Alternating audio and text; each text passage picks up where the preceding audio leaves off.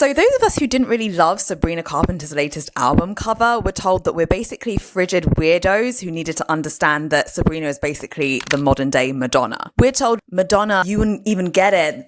It's subversive, you know? Madonna used to do this all the time. Madonna broke boundaries. Now these little kids, they just don't understand. They would scream if they saw what Madonna did. Okay, so let's go to the music then, because I was buying you guys' argument. I was like, okay, we're crazy, frigid, pampered, sheltered weirdos. It wasn't just an attention-grabbing, controversy-seeking cover. This is Sabrina's Madonna moment. So I was very much thinking that the album was going to be what you guys said it was going to be, some sort of Madonna style, just full of like really interesting anecdotes and observations about modern day dating, really just taking things and turning them on their head and just being really, really subversive.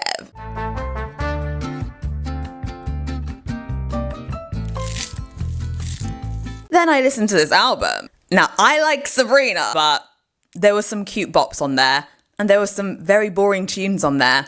And that was that. Nothing subversive, nothing new, nothing particularly interesting, just more Sabrina Carpenter shtick, which I enjoy, by the way. I actually enjoy that shtick. But sometimes when people defend pop musicians, they kind of imbue them with this sense of artistry that I don't even know is there half the time. I think back in the day, people didn't used to take pop music seriously. Probably not seriously enough. There was a lot of snobbery. Hey, we're not going to take this little girl seriously because she sings on electronic beats and she doesn't play guitar or whatever. And that's complete rubbish, obviously. But now with this new phase of poptimism, I feel like we've gone maybe too far in the other direction. Not everybody's gonna like to see a girl on her knees having her hair pulled by some faceless dude. It's a matter of personal taste. It's fair for the people who do like that kind of imagery to say, hey guys, stop being prudes and move on. But then to say, not only are we prude, we're missing some sort of deep artistic point. No. Now you're giving the artist more credit than the artist even wants, especially now we've listened to that body of work and there was no such subversion. Let's have both sides keep some perspective. I'm allowed not to like a girl on her knees having her hair grabbed, and you're allowed to like that. Nothing more, nothing less. And Sabrina's obviously heading into stratospheric fame. She's projected to do about 300k first week on this album. We're talking really like Ariana Thank You Neck first week numbers. That's actually amazing. And I really like Sabrina. I like her shtick. I like her voice. I like her music. Happy to see that she's gaining the success after working really, really hard. But we're allowed to not like some of the imagery she presents without being called strange names. You know? So the guy who runs Mirror Palais keeps going online and talking about how the fast fashion brands are constantly making dupes of his dresses. He finds this very distressing, as he should. I'm one of the world's biggest fast fashion designers, and unfortunately this is happening completely against my own will. Since I launched in 2019, I've had countless styles of mine go super viral here on social media, whether it's on Instagram or TikTok. Now I work full-time as the unpaid research and development department for countless fast fashion companies. For example, this is a silk set that I released for Valentine's Day this year. We did these little matching shorts with it. It was super limited edition, and I named it after one of my favorite love songs, Baby I'm Yours. Here is a selling report. We sold a total of 35 of the top and 18 of the shorts. We basically sold out, and it was meant to be this really tiny, sweet capsule. I wasn't shocked when I saw it show up on TikTok Shop. They even used my e-commerce images, but what I did find shocking is that I'm able to actually see how many of these items are sold. So as you can see here, they've sold 2,163. This makes sense. It must be very demoralizing as a smaller business making a name for itself to see your designs and looks be copied and sold for a fraction of the price. And so that's why I was kind of surprised that he is also going so hard to defend his use of polyester. 4 years ago, I posted a video that caused quite a controversy. Real silk and that cheap shit that they sell on AliExpress, Shein, any like fast fashion. And I believe it has played a role in the hate and misinformation towards polyester and other synthetic materials. Silk is a very very delicate fabric. You have to be very careful when you're wearing this to make sure that you don't snag against anything. I prefer to use it for dresses that are for special events, whereas the supermodel is something that you can easily throw into your luggage, bring with you on vacation, and wear multiple times in the year. I get what he's saying, but I think sometimes when designers defend polyester to that degree, Real silk and that cheap shit that they sell on AliExpress. It was at this moment that he knew. He up. they're not really understanding what the consumer's concerns about polyester actually are. He's saying that people think that polyester is cheap, right? And polyester is manifestly cheaper than other more natural fabrics. I think that's like a given. But that's not actually the primary complaint of a lot of people that I speak to about polyester. The primary complaint, depending on who you are, tends to be either that polyester is not environmentally friendly, or this one is more common with the people that I'm around, to be frank. Polyester just doesn't perform as well as a fabric, and it doesn't look as expensive. It doesn't look good, and it doesn't perform well, and it doesn't feel good. It isn't a great consumer experience. Polyester is just not a great consumer experience a lot of the time, unless it's for gym wear. If I'm wearing a polyester dress, I can immediately tell it's polyester. It clings to everything on me.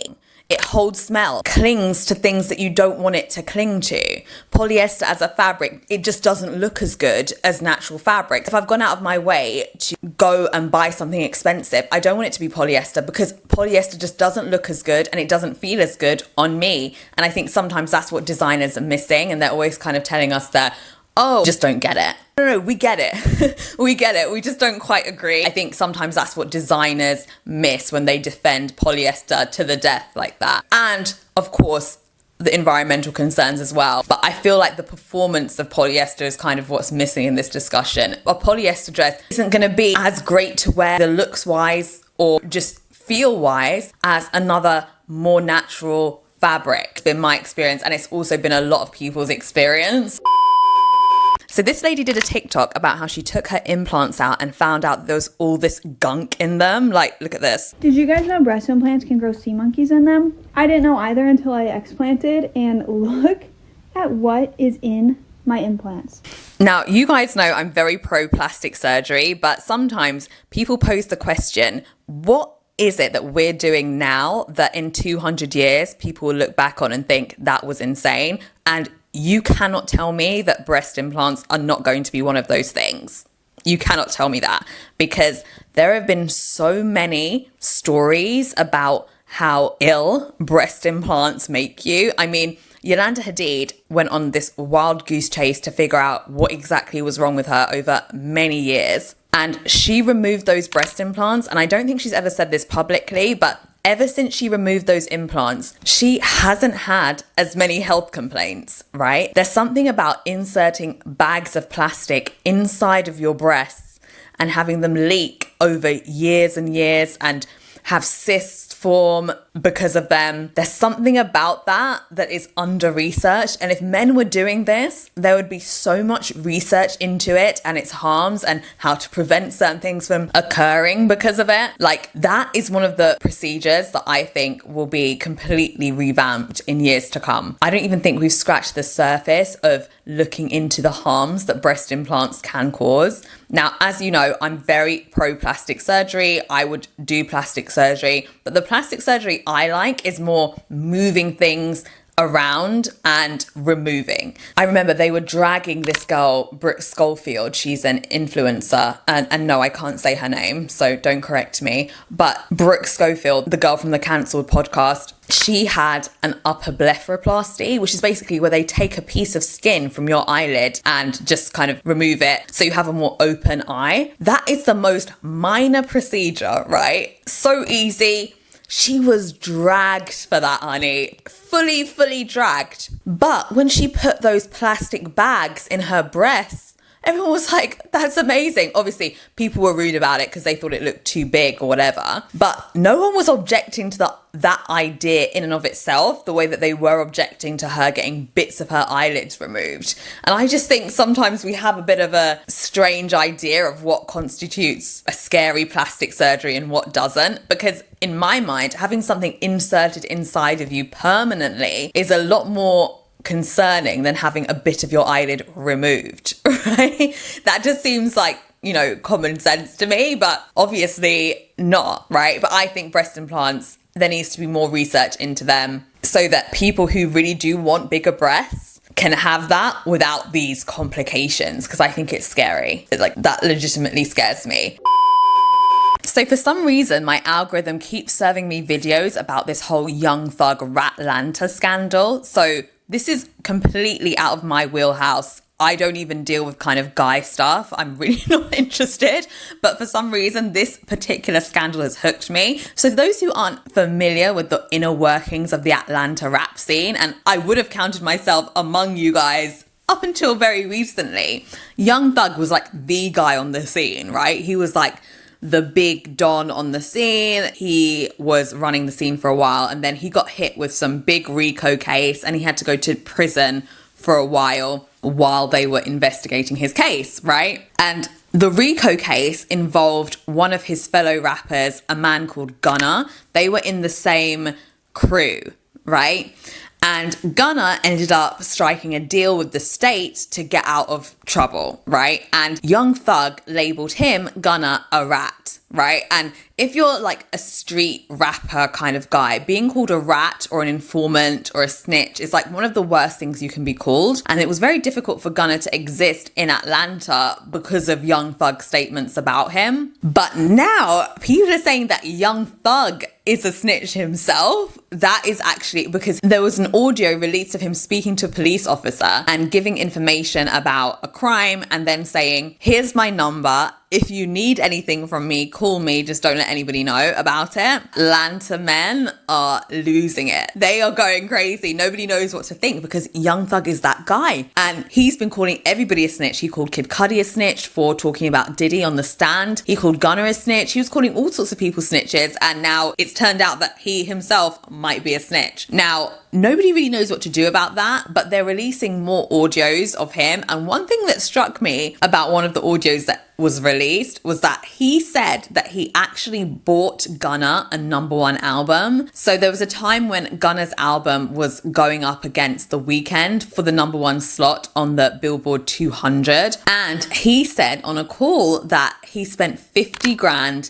to get some bots to fake stream Gunna's album so that it beat The Weeknd. Now, we know that that can't be true because The Weeknd is a massive artist. So if all it took to beat him to #1 was 50k, every artist would be going #1, right? Like we would just see so much more of that. But that I don't doubt that he did spend the 50k to get some bots to do it. And that made me think, like, how prevalent is this botting thing in the streaming ecosystem, right? Because it all seems a bit fraudulent. Like back in the day when like my mum was growing up, you go into a store and you buy a record and it's very difficult. I mean, you can get people to go in and buy loads of records, but it's a lot harder to do that than it is to hire some bots to stream an album, right? So the celebrities back then were real celebrities because the proof was in the pudding, right? You can't fake it's more difficult to fake that kind of clout. Whereas now people can just buy themselves 50k's worth of streams and kind of fake it till they make it. And it made me think about Doechii being tied with Eminem for the most popular artist on YouTube Music. Now, Doechii, obviously, don't get me wrong, she's had a breakthrough moment. But if I asked, say, an average person where I live who she is, they'd struggle to tell me, but they'd be very clear on who Eminem was or Drake was or Nicki Minaj was. So the fact that she's beaten them, to me, suggests that there might have been some botting going on there potentially, but who knows, maybe she's just very, very, very popular in a certain part of America. But I just find that very interesting, and I'm going to be following this Ratlanta thing. It's like super interesting to me, and I like hearing about how men think and how they'll like the whole idea that all of the crimes that these guys are accused of, those aren't bad, but actually telling the police about them is like terrible. It's just so crazy, and it explains how men have run our world, you know, and it's this kind of psychology kind of explains why the world is how it is, like this kind of blind loyalty to teams and your men, and as long as you're loyal to one another, all sorts of atrocities that you're committing within the community are absolutely fine. It's this kind of craziness that has led us to the world that we have today. Unfortunately, very, very interesting.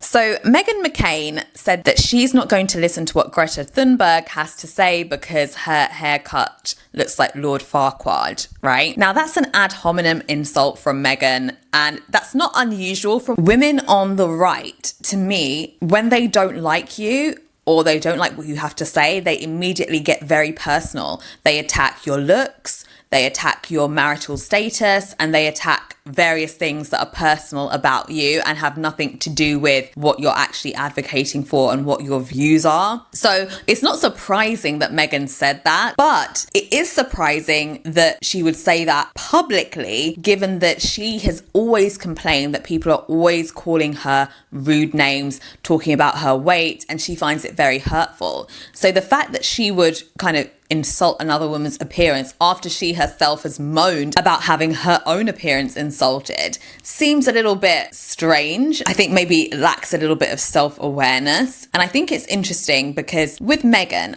I always feel that she has to understand that she sits and talks for a living, and I do the same thing. So people like us need to be very careful about criticizing people who actually go outside and try and change the world for the better, or what they consider to be the better, right? I keep my critiques to pampered pop stars and celebrities, right? Because they're doing even less for the world than I am, right? It's just entertainment. But when you're going after people who are actually trying to get outside and really make a difference, putting their money where their mouth is. The last time I heard from Greta, she was in Palestine trying to deliver food to the kids. Now, we, as people who sit and talk to the mic and to cameras, we don't have the right to criticize her, right? Because what is Meghan doing for her cause even? What is she doing for conservative women who feel, and their beliefs and their needs? Like, what about, there's so much poverty in conservative run areas in America. What is she doing to help those women, right? What is she doing to help people who she believes deserve help? I haven't heard of anything that she's doing. So I think that she needs to be careful as a pundit about what she's saying about people who really actually go outside, right? And really are actually trying to make a change in the world, like a real change, because we have to be self-aware and realize that we can't really be a critic of those people when we're not actually doing much ourselves. And I think it's important to be aware of that. But sometimes I don't know if the right, and this could be true of the left as well, I don't know if there's a lot of self-awareness. That's just something I've observed. There seems to be kind of a lack of self-awareness in general. We're going to end on some beautiful pictures. Well, actually 2 beautiful pictures. I love this picture of Adriana Lima. This is a campaign for Miu Miu, spring, summer 2003. Board shorts, sun, family, good vibes. This is like my ideal outfit, my ideal hairstyle, my ideal day. It makes me feel happy. It makes me feel fresh. I feel renewed looking at this picture. It just makes me so happy. I also love this picture of Kate. Her Brits took it. The Coca-Cola. She was just unreal. Just literally an otherworldly being. And again, this is one of my favorite outfits. This is an outfit that I would wear every day if I could. I think I have this. I have about 10 versions of this outfit. I love the Coca-Cola in the hand. I love the beach. I just love the whole vibe. This, to me, is what I want to live my life like. It's like in the same vein as the Adriana picture. Every video, I'm going to share some of my favorite images with you. It's important, I think, for us to look at beautiful images and understand why we like them. I was looking at a Monet painting today and I was thinking, why do people like this so much? And I learned a lot just by looking at it for 10 minutes straight and thinking, why do people like this? It was this painting. I'm going to put it on the screen. Why do people like this so much? And I looked at the brush strokes. I looked at how he did the reflection, how there was some confusion. I felt a lot of confusion. I felt Monet's pain, looking at the picture, like what he must have went through to get this result. I feel his frustration. That's what I feel more than anything, looking at this painting, frustration. And I think it's important for us to look at images and not just scroll and just look at them and see, why do we like them? Why do we not like them? Why is this giving me this feeling as opposed to another feeling? Okay, bye.